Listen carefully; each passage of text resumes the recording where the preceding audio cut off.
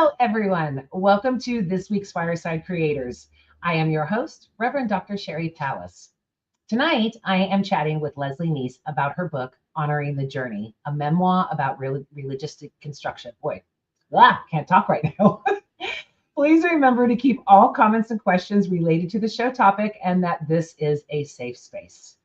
Thank you for joining us. If you're watching on YouTube, please hit that like and subscribe.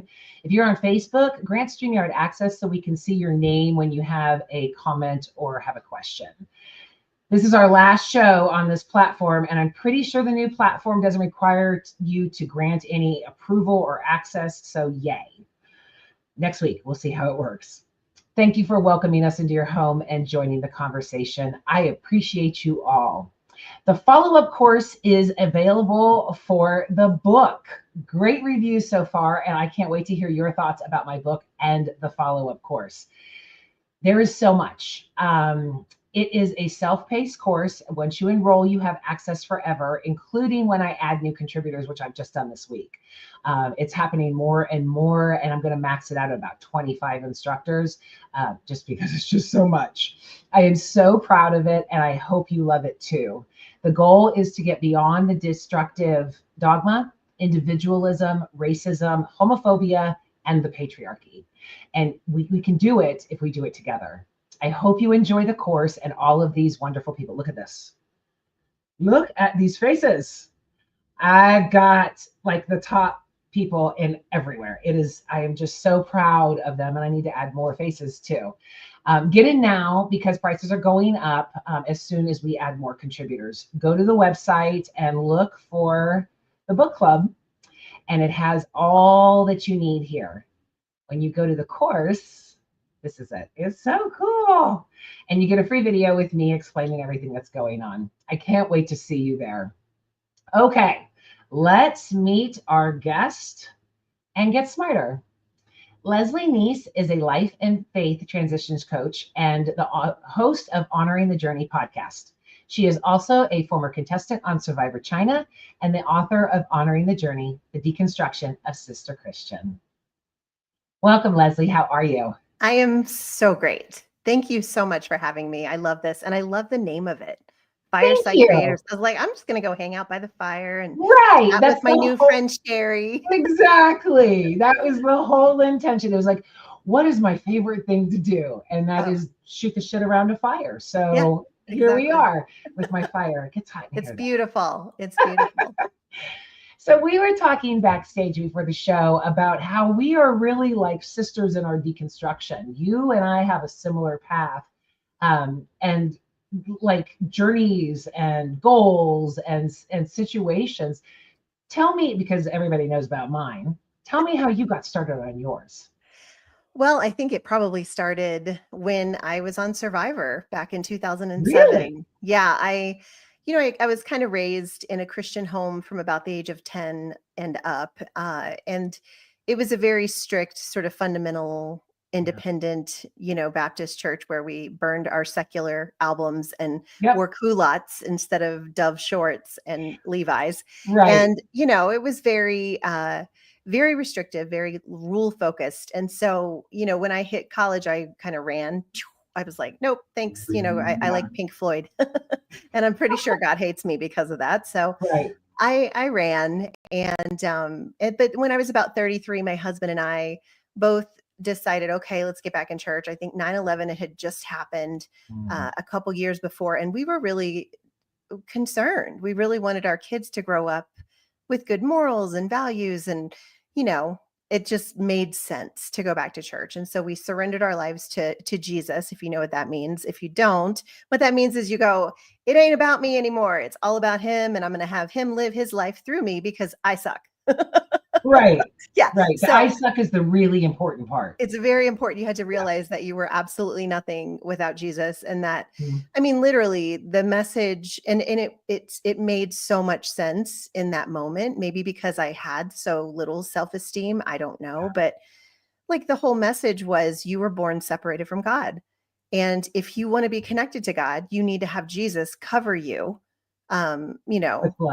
with blood, which ew, like what were we thinking? But anyway, yeah, you had to have him cover you.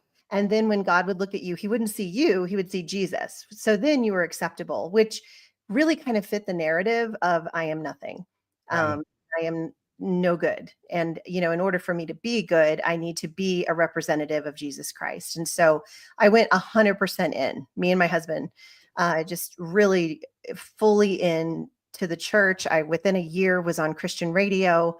I was, doing a morning show in Charlotte, North Carolina. And, I loved it. I loved encouraging people. I loved my job. I loved my faith. I loved everything about it. But there was honestly a lot of fear sort of baked into the theology that I was in. Um, a lot of fear of people who didn't believe like me were going to go suffer in hell for all of eternity, Right. and also fear that my kids may not ever what if they say the prayer but they didn't really mean it, and God knows their heart if they don't. And what if my husband isn't really a Christian, maybe he's just pretending, and what if you're not really, what if you don't even know your heart, Leslie, and it's wicked and evil. And so it was just a lot of what ifs and fear and hell and Satan and all of the things. And so I just kind of ran, just fully into my faith. I apologize. My dogs are my co-hosts today. I've got 3. Don't worry about it. Sorry. I was telling them to go play in the other room before the show. Well, they're downstairs, but you'll hear them. But anyway, yeah. So let me interject right there, because I think Yeah. it's really interesting. My degree is in comparative religion, and I always talk about how I really like what I like about the different faiths. And I think it's really interesting that Judaism is based on questions. And a lot of today's evangelicalism or that type, you don't ask questions about the dogma, you just question yourself. Yes. Yeah. So we have switched it from questioning things that control our lives and making sure that those are right, correct, honorable, merciful, all of those things, to no, that's perfect. We're not. Yeah.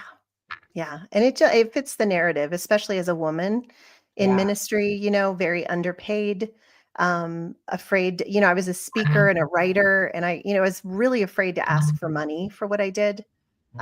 Because, I felt like I should do this for free. It's, Right. it's life and death information. If I don't speak this truth to people, they're going to go to hell and burn forever. Right. So, it's so weird. Even when I talk to people now who are still in the faith, they're like, I don't understand why you're so afraid. And I'm like, I don't understand how you can say you're not. Like, I don't understand how you can go, I'm absolutely at complete peace knowing that there's this hell, where God will send you if you don't believe the right way, which seems pretty extreme to me. And all your loved ones. And and as an empathetic person, and as a mom, and as somebody who loves deeply and genuinely cares so much about other human beings, like, this got me out of bed every day and on a stage and behind a microphone. And I really wanted the world to know the truth.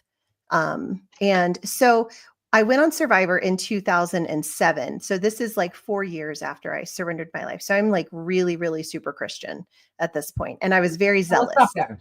Yeah. What got you onto Survivor? Why did you want to do something like that? Experience hell for a little bit? Yeah, a little bit, maybe. I don't know. I think a lot of it had to do with the fact that I was the daughter, and then I was immediately, married at 19, 20 years old, had a baby at 20. So I was a mom. I really had never done anything to see what I was made of. I was just always everybody else's something, but like, who was I? And I think I was kind of just wanting to know what I was made of. And so I started auditioning for Survivor in 2001. So this was like a couple years before I even surrendered my life to Jesus. So when I surrendered my life to Jesus, my husband and I both said, should you continue to do this? So we prayed about it, and I felt like God really wanted me to do it. And so it didn't make sense. And, I had even relatives would be like, you're not supposed to do this. God would never have you do this. And I'm like, well, but I don't know. They're like, why would God send you to such a sinful thing? He's trying to save you from sin. And I was like, well, he sent Jesus, into the world that was sinful. So maybe we'll be all right. I don't know. And so I went, but the whole time I was on Survivor, I was afraid. I was afraid to make God look bad. I was afraid to cuss. Oh, I was wow. afraid to lie. I was afraid to play the game. And it really surprised me. I thought I'd be able to do it Wow. because, I play like Balderdash and other things, at home with my kids, and no conscience, just like, hey, it's a game, whatever. So I Just at thought home now. Survivor, yeah, I thought Survivor's gonna be the same thing. And it wasn't. It was very different because you're literally going through trauma with these people, Yeah. surviving together. And you bond and you love them like family. And so it was just really hard. And when I got home from Survivor, and the show started playing a few weeks later, people saw me connecting with one of the guys on my tribe, and he called me mama, and he was a gay Mormon flight attendant. Oh, wow. Yeah, and I think they put us on the same tribe thinking I was going to try to like convert him or tell him he was a big fat sinner and he Right. was going to go to hell. But like my whole intention, and I felt very at peace with the strategy of going on to Survivor and just being myself and loving people and just trying to show the love of Christ. That was my whole mission on Survivor. How'd that But work out for you? well, I did a great job, actually, probably too good of a job in loving people because they voted me out pretty early because I was likable, and they were like, "We don't want her getting to Right. the end because people Right. will vote for her. Everybody loves her." And I was like, "Ah, crap, I didn't think about that." Right. Um, but the one thing that Survivor does is it takes everything that you think you're going to do. It takes it just strips it away. Like your true self emerges, whether Mm. you like it or not, because you're stripped of everything. And you're in survival mode. So it's not Survival even mode, your true self, it's your survival self. self, It's you like know? primitive, like Right. what happens all of a sudden. And you're just like, whoa. But I met these people. I've got the gay Mormon flight attendant. I've got this waitress from New York City who, says the F word every other word. I've got, a surfing instructor from California, a girl from Montana who was like a hiking guide. I had a poker player from Louisiana, or not Louisiana, from Las Vegas, and a grave digger from Louisiana, a lunch lady from Boston, Massachusetts. Like we were from every walk of life. And I just loved these people. Yeah. You know, I love them as if they were my family. I still do. And so I think that was the first time I'd been, honestly, if I could just say it this way, maybe out of my little bubble Mhm. of the Bible Belt, which is where I was in South Carolina on Christian radio, speaking, Right. writing in women's ministry, truly living out my faith 100% in a very, very easy to walk it out Right. environment where everybody believed like me. So there was no questions. It was just all Wow. answers. So I think that's when it started, because when I came back, I was really in a dark place, spiritually and emotionally, because it was a tough time. And I got voted out early, but I had to stay in China for like a month. And Oh, during wow. that month, I relived everything I did, everything I Of said. And I was like, course. oh my gosh, I'm going to look so horrible on TV that I'm going to lose my radio job. Nobody's going to believe that I'm really a Christian anymore because I said it. I said shit when they threw me off a boat. but, but what I didn't realize is that in reality TV, you're a one-dimensional character. They Totally. don't have enough capacity to show every Right. facet of who you are. And the part that they decided to hone in on was my faith. So, I was called Sister Christian by some of my fellow castmates, and then that kind of caught on to all the fans. And so when they would meet me, they'd be, "Oh my gosh, Sister Christian." They didn't even know my name. I was just Sister Christian. And I loved it. I thought that was kind of cool. I was like, well, if that's going to be who I'm known Right. as, that's awesome. But I started asking questions. And my messages before I went on Survivor were like identity in Christ and, being strong for God and all these things. But when I came back, my messages were more like, hey guys, I've been out into the world and this is how they see us. Yeah. Because a lot of people were like, they made assumptions about how I was going to treat them. They all told me a story about how they had been hurt in church and that they would never go back. They all had this horrible view. And, me being incredibly naive out there. I was like, what do you mean? We would never, but we did. You know what I mean? Yeah. And so I started kind of like doing these messages, hoping to make change from within. Um, but then 2016, like we're fast forwarding quite a few years, but in 2016, when politics got into bed with religion, and I realized very quickly that they were supporting most of the people in my religion and in my faith tradition were supporting somebody that I didn't feel comfortable supporting. Mhm. And when I would voice concerns about that, they would question whether or not I was even really a Christian. And I was Of like, course. That's always the go-to, right? Well, usually yeah. you just don't really believe. And so I was just like, I think it was 2017 when I just stopped going to church for the most part. And it's funny, like nobody noticed. Nobody Wow. noticed. They didn't even notice. Like, I don't know if they were like, oh, let's just give her space. And then they forgot, or if they didn't care, or if it's like, whatever, she's just a heathen. She went on a reality show. So now she probably knows Satan intimately. I'm not sure. But it was very interesting how quickly it was, like, I don't know. It was just a weird thing. And I started doing more research about homosexuality specifically because I love Todd, this guy from my tribe. And I was like trying to figure out, like, is he really going to hell? Like, is he really disqualified from heaven because of his sexuality? That makes no sense. And then I started researching the Bible and the origins of, why do we have these 66 books, and where are the feminine books? Why aren't they included? And where did that word come from? And where was hell an actual, is this a thing? Or was that sort of messed with in my, and in my studies and in my research, little by little, I was letting go of fear, It does fear that. of As it. soon as you're able to deconstruct, I always say the fear went away, the Yeah. shame went away, the looking over my shoulder went away. I mean, I lived so many years the surrender of the evangelicals. No, Yeah. Mhm. and now I am surrender to the universe. Let it go. Yeah, I just became enjoy more your life. loving. I Yeah. became less fearful. It was like all of the things that religion was supposed to help vanished when I left religion.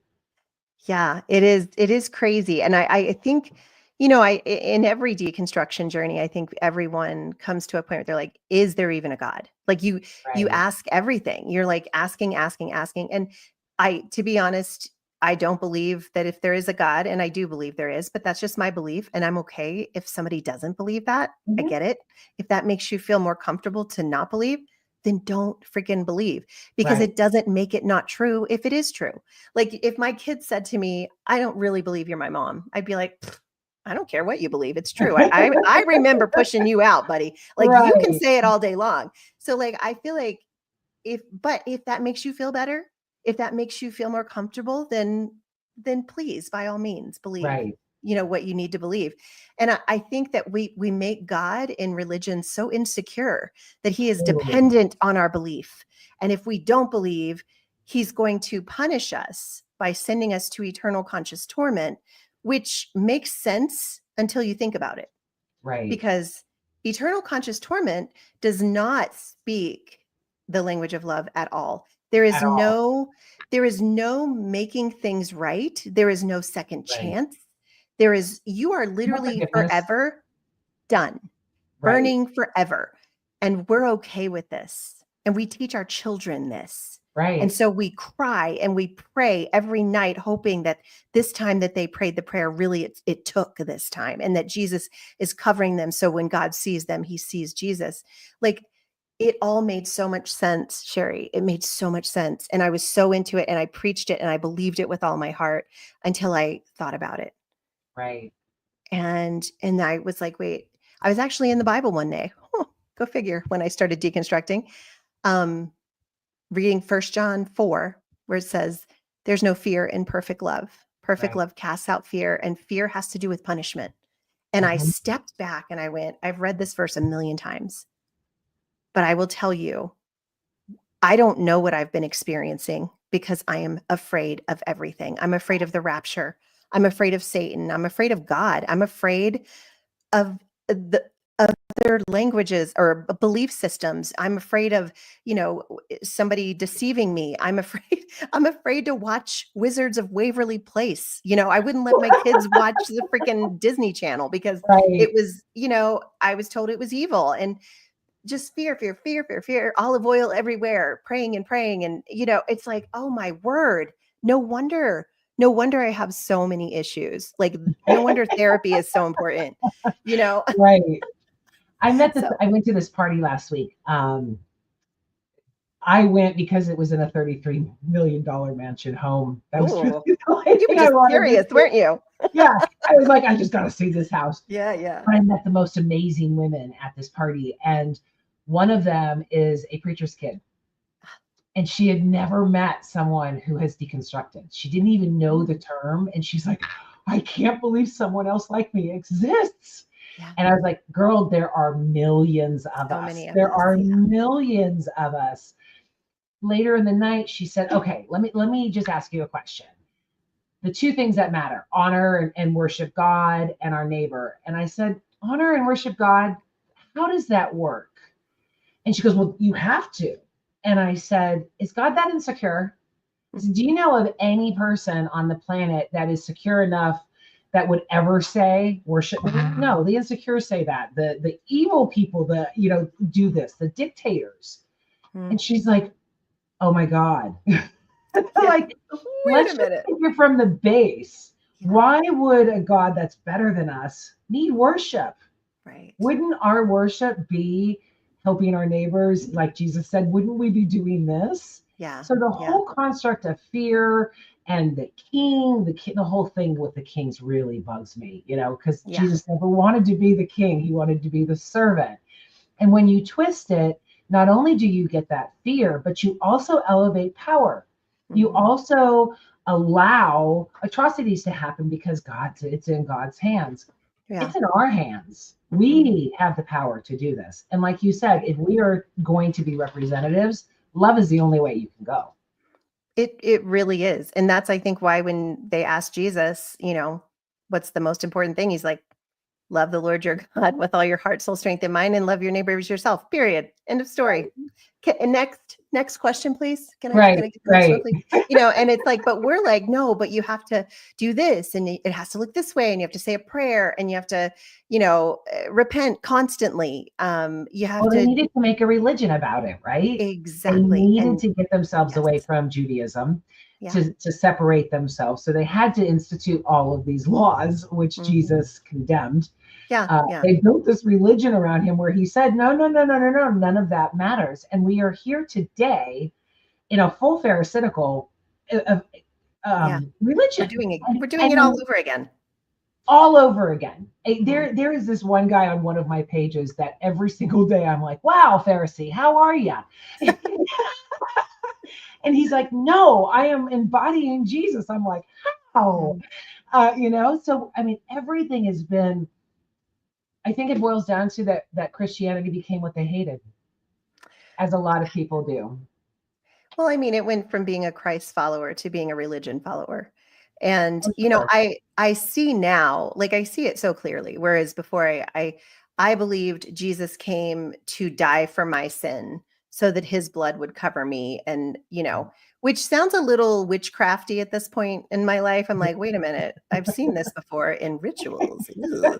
Um, Right. but like I see now, I think his whole point was to come and say, hey guys, you're already connected to God. And Right. if you would believe that, it would be much easier to live out the kingdom of God here on the earth because it's already here, guys. It's in you. And Right. if you would just believe that instead of thinking you're not connected, we're taught, religion teaches us, I don't care which one it is. If you really want to experience God, you must, and then fill in the blank. And the truth is, Jesus said, if you want to experience God, all you gotta do is look inside. All you gotta Yeah. do is connect. Just know that you're already connected. And like, because his message, and this is what blows my mind, that you can't see it until you see it. And then once you see it, you Right. can't unsee it, but Right. like his whole message was you don't need religion to be Mhm. connected to God. You just need to believe that you are connected. And I think the greatest sin that we commit, if there is a sin, would be not believing that. Well, I get into this because that was one of my questions, right? Yeah. And when I was going through my journey and going through all of this, it was, how did this get to this point? Mhm. And I realized that they had to make a religion in order to enforce, in order to do all of these things. And in doing so, the message of love just completely disappeared. It also Yeah. disappeared with Paul. It Mhm. never mattered. Those things didn't matter anymore. It was just belief. It wasn't actions. So when it became a religion, all of Christ's messages fell apart at that point, and Yeah. the Pharisees began to take over. Yeah. It's really, I mean, we can see it throughout the religions, and every religion has any prominence because it had a tie to government. Mm. So anytime that happens, it turns into power, greed, control, all of those things, which is the antithesis of the founder of all Yeah, of that. exactly. Well, and why did Jesus get killed? Well, he got killed because he was not Right? fitting into the systems that were trying to control He him. said, "Fuck the And he was church." bringing people with him. He was bringing people and saying, "Hey, you could be free too." And they're like, Right, "Really? Oh my gosh, I'm going to follow him. He's amazing." And they were right. like, "Wait a minute, guys." And this is another instance where, like a church or religious system got into bed with politics. And what did they Mhm. do? They killed Jesus Yep, because he didn't fit. And yep. too many people were listening to him. So it doesn't surprise me the pushback that when you as somebody in the deconstruction community have a voice, we're Mhm. getting pushback, we're getting a lot of anger, and oh, she's just deceived, or she was never one of us. We're getting a lot of that. And they said that to Jesus too. They thought he was crazy. His Yeah, own family thought he was crazy. yep, And I'm like, all right, well, I have family that thinks I'm crazy too, and I'm okay with it. You know what I mean? Like, yeah, I understand why you think that, and until you see it, you won't see it. And right. and until that moment, I'm just going to continue to be myself and hope that I don't get crucified. But if I do, oh well. Yeah, I don't know Yeah. how they do it now. I don't think Yeah, it would get yeah. across, but yeah. It's more cancel culture, I think now, Right, you're right, which in cancel. Christianity is the Done. original cancel You're culture, so done. Yeah. yeah. It's when I lost my faith, lost my hope in God, lost all of that, I had to construct something to get my mind around it. And so I went through all of the belief systems from aliens to fairies to nothing. Yeah. And I realized that the only truth out there is love. Mhm. We need to be taught about God. We need to be taught about all of these things. And in our teaching, all of a sudden, it becomes this mandate that if we don't accept it, we will burn. If you never were Mhm. taught, you won't burn. I think it's Yeah, yeah, kind yeah. of crazy. But you need to devalue your brain. Don't think about anything. You need to devalue yourself. Don't value you. You still have to reach out beyond yourself. Women need to be subjective and subjugated. Men have all the power. There's only two dudes in heaven, no women. Yeah. All of that stuff can be believed. And like you said in the beginning, I don't care what anybody believes at this point, as No. long as it goes towards love. As You long as can it does no believe your harm. teddy bear is Yeah. God. As long as it makes you a more loving person, I will Mhm. applaud you. But Yeah. everything that is wrong in religion has been wrong for millennia. We have the Crusades. We have all this history. This is Mhm. not a new thing. Martin Luther was the first protester, Yeah. therefore Protestant. And so he was asking questions then too, and saying, we have got to do this. Unfortunately, he caved and went, "Oh, no, no, no, we're not supposed to think." Wait, don't do that. That's not Yeah, good. because he saw the same thing. Yeah. If The people wisdom think, of then the we're world is all going to fall foolishness. apart. Yeah. But the shame, the Mhm. abuse that is generated from it, I mean, my book opens up with, I didn't realize I was being raped. Mm. And it's all part of that desensit- desensitizing Mm. yourself and not loving yourself enough to endure these types of things. And I always say, I don't think my husband knew he was raping me either. He would say, "You have to, God told you to." Hmm. So, those types of mandates and all just cause harm. So anyone saying you didn't believe enough, that's just dismissing me. That's just, again, dismissing my emotions, my authenticity, who I am. The question should be, why? Why are you leaving? As Yeah. opposed to just a dismissive, oh, a fucking heretic. Yeah. Or the woman again, Yeah, Oh my that's been a gosh. fun one. That's been really fun to be called. Yeah, Although they would never say the F word before it because right. that would be sinful. But calling you a heretic isn't. I think, that's the thing that really has just gotten me is just I make my decisions based on, am I doing this because of fear or am I doing this because of love? Right. And that's how I choose to see God now. And I have peace now. I have joy. I am not afraid. I'm not terrified for my children. I appreciate, and I have a podcast also called Honoring the Journey. And I share stories of people who are deconstructing and, any faith, it doesn't matter. And some of them haven't deconstructed fully. I have a couple of, I just recently had a female pastor on who was amazing. And I've had other pastors on who have like that message of love, not the message of it's not enough unless. Right. And the fear and all of that. And there are really good people and really good churches that are saying the right, the good things that are bringing people closer to God and not scared of him or Right. her. Now I'm like, Them. God, I don't Yeah. know. What do you say? But to me, God is spirit and Right. God is, there's a little piece of the divine in all of us. I And when, assert that God is the energy of love. yes, Science, learning the science. soil that we're planted in, like Yeah. we would not grow if it weren't for that. It's a connection and we feel it. We know when it's right. Right. The problem is you're taught in the faith tradition I was in, like, don't trust your feelings, don't trust your gut. You just need to trust God's word. That's Right. it. And if what you're thinking or feeling doesn't line up with that, then it's from Satan. It was either if I did something right, I was like, it was God doing it through me. I am nothing. If I do something wrong, Satan tempted me. I fell for it. And so there was a lot of like Scapegoating. scapegoating, a lack of autonomy, a lack of knowing even what do I want? What do I believe? What do I want? Yeah. I don't know. I never really understood that I had a choice. And I love the word onus. It's on mm, us. mm, yeah, Everything is on us. And yeah, God and Satan have been a scapegoat for a really long time. So yeah. let And me ask you, yeah, one of the things about love being, because I say love is now my religion, there are a lot of different connotations with love. In mhm, fact, my mother would have said that her fear for my life and my afterlife was pure love. The mother who disowns their child because they're part of the LGBTQ mhm, community is based in love. So I think partly due because of religion, if not entirely due because of religion. yeah, mhm, Love has the whole notion of what truly love is has been also misconstrued. In fact, I just released an update to my book because I had the definition of love being Corinthians 13.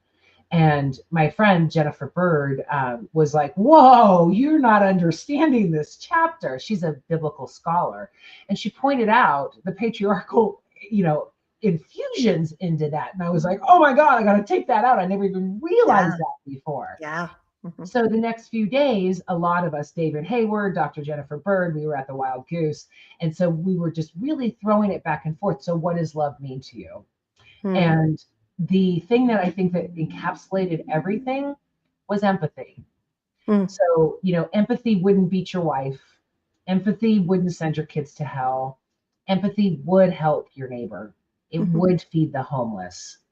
How do you see love now? mm.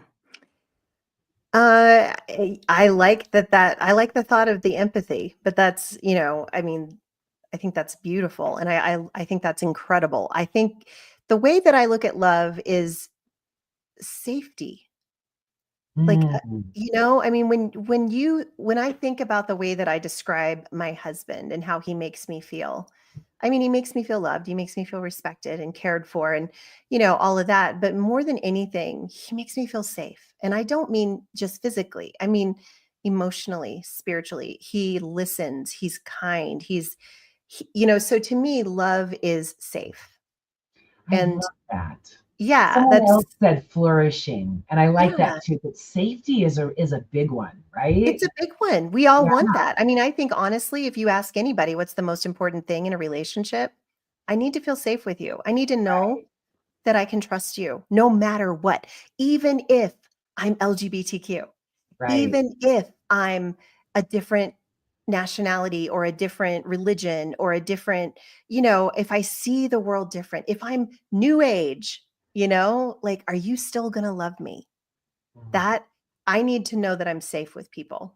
And if there is any kind of condition, so maybe unconditional love, is important to me and I think is a mhm, reflection of who God is, right, and I don't understand like how I saw God as so angry and so retributive before. I don't know how I ever did that because as a parent, like that's how I think of it. I'm like, if he's our parent or she's our parent, if God the Spirit, is right, the creator of all, why on earth would I think that they would send somebody that they created to hell for believing different?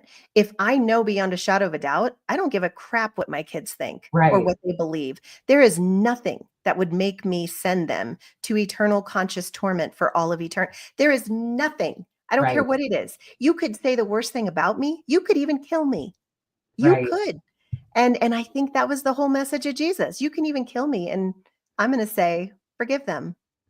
right. I mean, and I use the parent analogy a lot. Yeah. Let me just throw this out here. My landlord is Saddam Hussein's nephew. Oh, And wow. so he and I go around, love him to death. But he took a lot of offense to my book. And he goes, love, love, love, love, love. Yeah. No, we need judgment. Pollyanna. Yeah. Yeah. And I said, would you send your children to hell? And he goes, of course not, but I'm not God. And I said, so you are more loving than God? And he throws Exactly. his hands up and walks away. And I was like, got him. Well, and But that I'm was so it for me. tired. I'm so tired of the message of, there's so many evangelicals right now saying that this love message is toxic. Toxic love, toxic Yeah, acceptance, toxic unconditional love. And it's like, how in the world? It's like an oxymoron. You cannot right. use those two things together. Like Well, but I think they're though so that afraid. I They're think so that afraid that's to love. I think that's where it comes in the misconstruing what love is. Yeah. Yeah. Because safety, I grew up in a very toxic environment. And safety was never a part of love, Right. ever. Right. So when I'm wondering how many people are going to watch this show and go, I didn't even know safety was a part of love. To have those types of things, because a lot of people think that fear is love.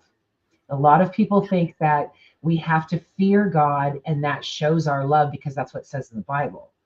So I Yeah. think that the toxicity just of our culture Mhm. prevents a lot of people from understanding what love is. And I might just be trying to sane wash the whole thing, but I know that I am old. I'm going to say how old I am, but I'm still learning what love is. I'm still learning what Right. love is not. Right. And because most of my life I was taught what love was not. The Mm. oxymoron, the punishment, the pain, getting spanked with wooden planks because Yeah. they loved me, beating me and then having to hug me afterwards, raping me and saying it was according to God. And I can tell you without any doubt that the people that did this to me swore and would still swear if they were still alive that they loved me. And that wasn't love. So I Mm. think that moving the definition, I always use quotes for God, but I Mhm. think that we need to start doing quotes for love too, because Yeah. until that is truly defined as something that Mm. is mystical and empathetic, Mhm. we're going to have this toxic love. Yeah. I love that. That is so true. Oh, I would I would say pronounce that name, but I don't think I could. But I think we call that him is Joel. We just call him okay. Joel. Amazing. That is powerful. People And think they've experienced love without ever knowing safety. Yeah. I mean, this, your word safety rocked me, Leslie. I yeah, want you to know that I really, really like that word. you're going to make me And cry. obviously Joel does too. Well, it's, you know what? I honestly, if you ask anybody, what is it about that person that made you uncomfortable? They didn't make me safe. They Yeah. didn't make me feel safe.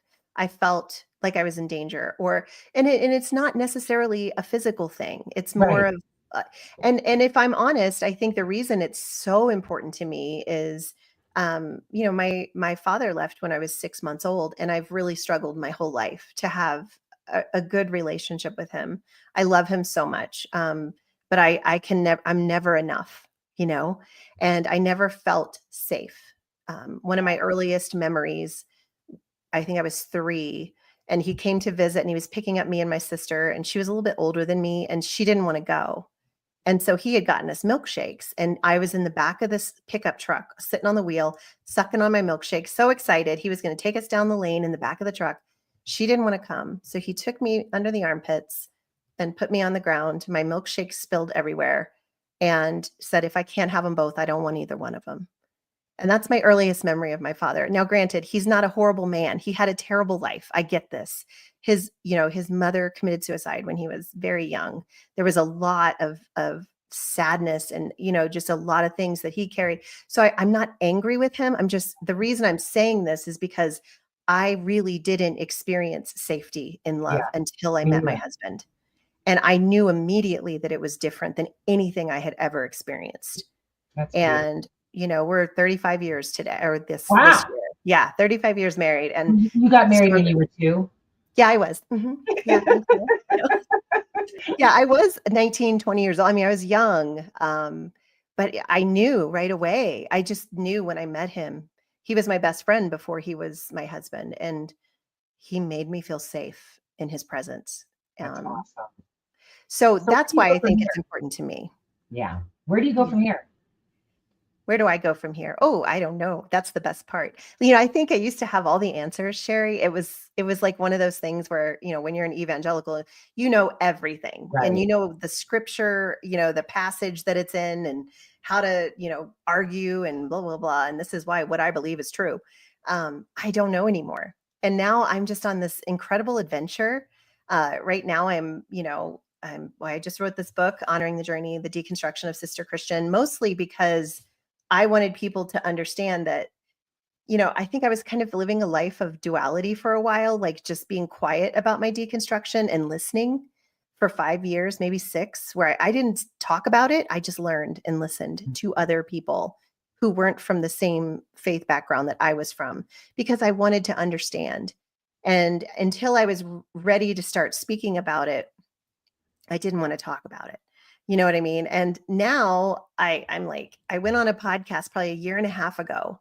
And since then, where I finally shared my story, I definitely have found my voice. You know, I have a podcast now. I wrote this book because I'm like, I have so many people that are wondering what is going on with Leslie. Has she lost her mind? Has she lost her faith? Does she have Satan in her? Like it what and I was like, they're never going to ask me. They're just going to talk about me, but not talk Right. with me.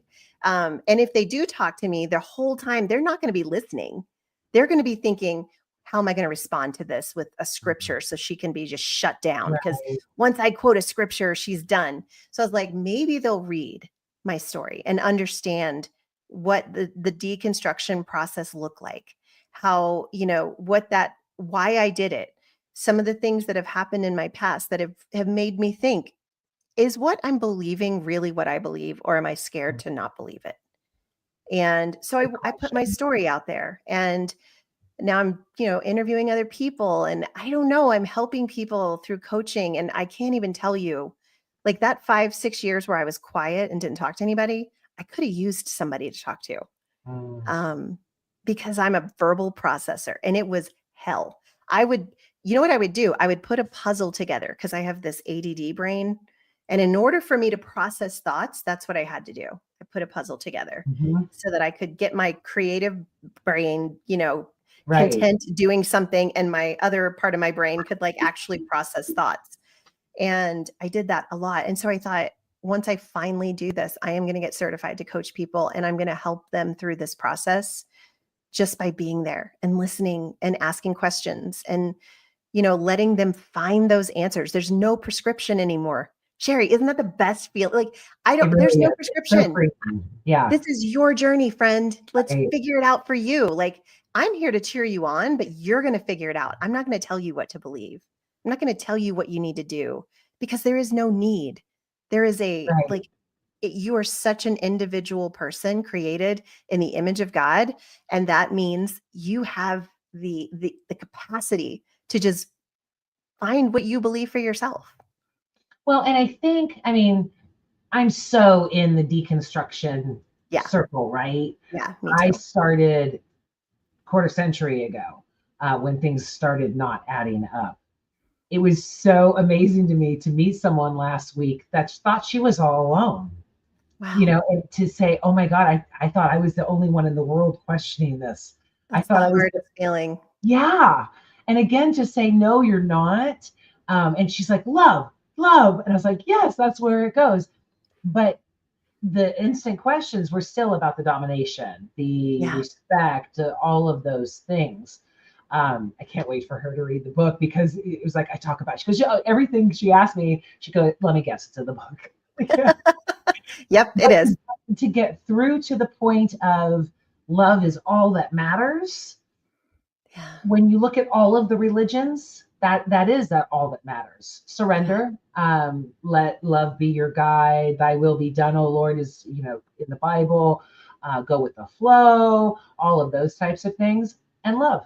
Those are Mm, the two things that intersect in all of the religions, including Satanism. yeah. So we have these things. I think that as more people deconstruct, that we need to really instruct people on what love really is, Yeah. not the We do. toxicity, not the selfishness, and not necessarily selflessness either, because you Right. can't love unless you love yourself. And you can't love yourself if you think you're a total piece of shit and was created that way. Mm, so true. And the It's so patriarchy. true. Yes, Jill.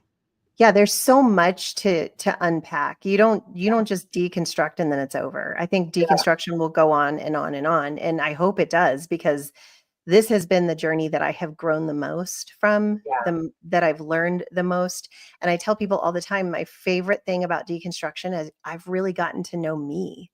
And I'm pretty freaking awesome. You know what I Right? mean? Whereas before I was like, you're a piece of crap without Jesus. So he's got to cover you. Every day I was like, put on Jesus so that you can be presentable. And it's like, Jesus is like, oh my gosh, seriously, Leslie? No, stop it. Just love people. Like, Right. that's all I said. I didn't say cover yourself with my blood. I Right. said love people, period. And Right. watch your life just like fully open up into this beautiful, adventure. Whereas before I was going on this journey, Sherry, I was climbing this mountain, of life to get to the top that was heaven. It was all about heaven. Keep your eyes on the prize, Right. and don't veer off to this path with this person, and don't look over there because that'll distract you from your purpose, which is heaven. And so I wasn't enjoying the life that I had been given. I was just like, God, thanks so much. I appreciate this life, but I'm really looking forward to the next gift you're going to give me. And that's all I'm focused on. And that's just so ungrateful.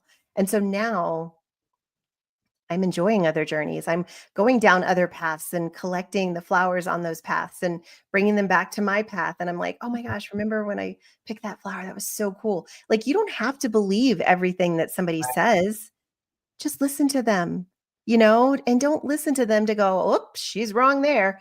Listen to them because they're human being trying so hard to understand who they are, what the world is about.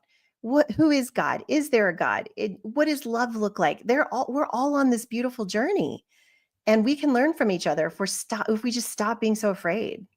Right. And I think that one of the things that, especially evangelicalism, looks at their neighbor as someone to convert. Yeah, yeah. When I left the church, I now see God in them. Mm-hmm. So instead of looking at someone to rescue, to save, to convert, another notch, oh, got Yeah. them too. Yeah. It's just a big Seal the deal. yeah, it's just a big ML, multi-level Yeah. marketing anyway. Mm-hmm. But I could, again, leaving church it enabled me to see God in my neighbor, Yeah. to Yeah. see, to talk to people, as we're walking by and smile, have a good day, Yes. as Yes. opposed to, are they a believer?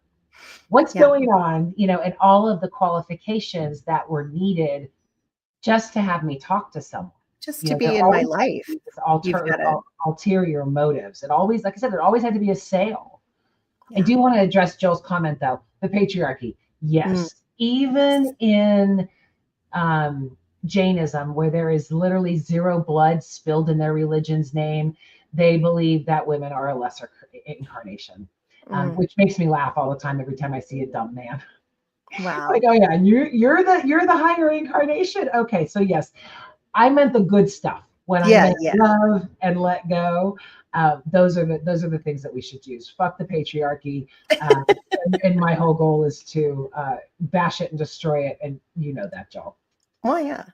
That's Convert or else. Exactly. yeah. Religion was made by colonizers for the purpose of colonizing. It's true. It's And I true. also, the hardest thing for me to coach people through when they're deconstructing, and it happens in everyone, they think now that I'm deconstructing, I need to bring everyone with me. And I'm like, no, no, no, no, no, no. Like the whole point of deconstruction is that you get to do this by yourself and you Yeah. get to be on your own journey. And if they want to come, they know how to find you, but don't try to take people someplace they're not ready to go. You don't Right. have to be an evangelist for this. You can just be yourself, like just live Right. your life. And then if people get to a place where they're starting to ask questions, they'll find you. They'll be like, I remember her. I remember him. I remember that they were struggling with the same question, and then they'll come to you. But like to try to like convert everyone, that it's such an evangelical thing It that is. it's so ingrained in us we don't even realize it. And I've been accused of doing that, and I'm like, that couldn't be further from the truth. I don't want you to believe what I believe. I want you to believe what you need to believe for you, Right. period, you know. Right. I mean, it's the part of deconstructing is learning about yourself aside from what you were taught. Yeah. But so many people, and especially in the progressive movement, retain a lot of their religious beliefs, Yeah. patriarchal, a lot of cynicism, less love. And instead of letting those things go, Yeah. they maintain those things because they think that's where they get the power. I know a lot of progressive pastors, and I love them. I respect them. They're doing good work, but I can still see everything, the mannerisms, the talking, the points, these types of things, that it's still a show. And Yeah. I think that the most important thing that we should focus on is the fruit, right? Yeah. If someone goes, oh my God, her fruit is awesome, I want some of that fruit, Yeah. that's the way that we convert, Yeah. not by any type of sales pitch or intimidation, peer pressure. That's the way Jesus did it, Yeah. Yeah, and I that's don't the wanna way. convert Right. anymore. I wanna release. I wanna help people find freedom. That's Yeah. what I wanna do, and it looks different for all of us, and, Right. depends on your upbringing and how you've seen love, and have you even Uh-huh. experienced true love? Do you have a lot of trauma? Have everybody is so different and on their own path, and it's all beautiful. We all every journey deserves to be honored, and Exactly. I'm so thankful that I see it now. Yeah. Um, and I guess I'm trying to make up for lost time for not honoring other journeys for so Aw, long. that's beautiful. Well, we are at the top of the hour. Mhm. Joel, thank you so much for all of your comments. They were Yeah. great. What are you still saying? They're like 30 seconds behind us. Oh, yeah, yeah, yeah. Most people get religion from the Pharisee. Yeah. Right, right. From the Yeah. laws, I mean, that was one of the things with COVID that just drove me nuts. It was, oh, you've got to be in church. It's like, Jesus didn't have a church. Jesus tore down the veils. Jesus opened those doors. Do not go into a church. Well, Yeah. that's our faith. We have to, no, That's snake wranglers. That's what Yeah. snake wranglers do. And that's what we were raised on to not do. And they still do it. Like I said, I think the biggest thing for humanity is not to become what you hate. Yeah. I see it over and over again throughout history and our current days, throughout religions. To really maintain your morals and your integrity is difficult. That's why Mhm. most people don't do it. Yeah. But Yeah. really focusing on love is the way to go. And it's not easy. I always say how hard it is. I live in a really wild apartment building. Almost everyone here is nuts. I have literally had to figure out a way to actually love my neighbors. So any help and safety, I love that word. Thank you. I love getting the information. Yeah. It's good stuff. So This is where would people find you, and any final words? Yeah, I mean, I'm all over the internet. I have social media, of course. Leslie Nease is my name. LeslieNeaseCoaching.com. You can find out about, I actually have a pretty cool little free webinar coming up December 3rd where people can learn more about coaching, because a lot of people are like, what is coaching? Is it therapy? Is it this? No, it's not therapy, but it's something Really that good. I would love to tell you about because it is super helpful. I have a Yeah. program called Religious Rehab that you could do.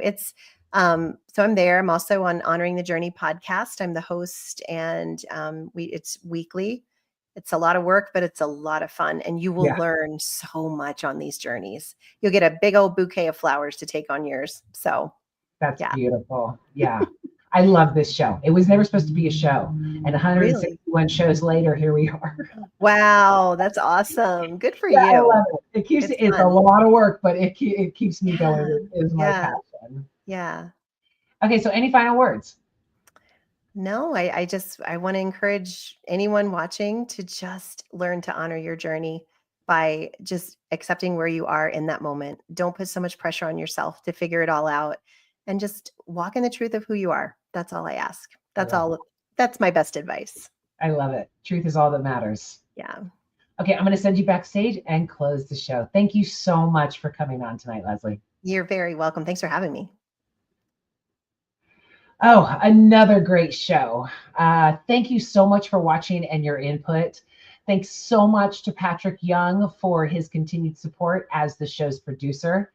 Next week's show is with Colby Martin, and we are discussing the term blessings, a Thanksgiving show, and how to be thankful in all of the rough circumstances of your life.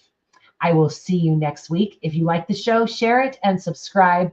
Thanks again for watching. Have a wonderful week. And as always, walk in love. Mwah! See you next week.